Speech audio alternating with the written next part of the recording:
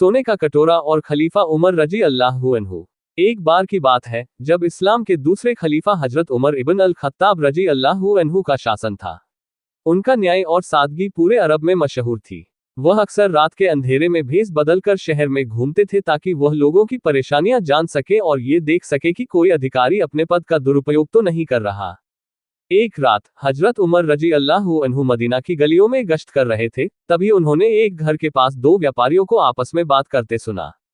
एक व्यापारी दूसरे से कह रहा था, मैंने सुना है कि रोम से एक बहुमूल्य सोने का कटोरा आया है, जो बहुत ही नायाब कारीगरी का नमूना है।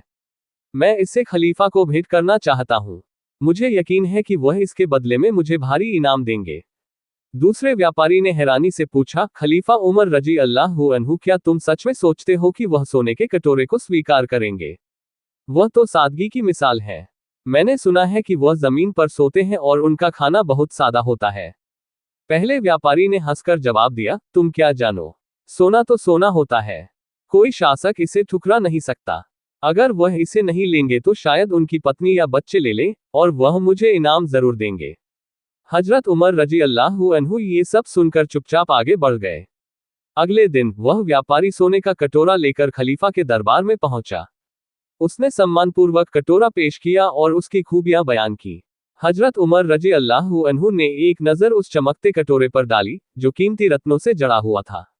फिर उन्होंने उस व्यापारी की ओर देखा और गंभीर आवाज में पूछा, ए व्यापारी, ये किस लिए लाए हो? व्यापारी ने कहा, यह आपके लिए एक तुच्छ भेंट है, ए अमीरुल मोमिनीन, ईमान वालों के सरदार। इसकी कीमत बहुत ज्यादा है। हजरत उमर जी अल्लाहु अन्हु ने पूछा, इसकी क्या जरूरत है? क्या मेरी प्रजा को इससे कोई फायदा होगा? क्या ये किसी गरीब का पेट भरेगा? क्या ये न्याय स्थापित करने में मेरी मदद करेगा? व्यापारी चुप हो गया। खलीफा उमर रजी अल्लाहु अन्हु ने हुक्म दिया, इस कटोरे को तोड़ दो। दरबार में मौजूद लोग हैरान रह गए। खलीफा ने जोर देकर कहा, इसे पिघला दो और जो सोना निकले उसे आजाद फौजी जो अल्लाह की राह में लड़ रहे हैं उन पर खर्च कर दो। मुझे सोने के चमकीले बर्तन नहीं चाहिए, मुझे बस अल्लाह का दिया हुआ इंसाफ चाहिए, जो मेरे और मेरी प्रजा के बीच रहे। उस व्यापारी को अपनी भूल का एहसास हुआ। उसने हजरत उमर रजी अल्लाहु अन्हु के सामने झुककर माफी मांगी और उनके सादगी भरे शासन की तारीफ की।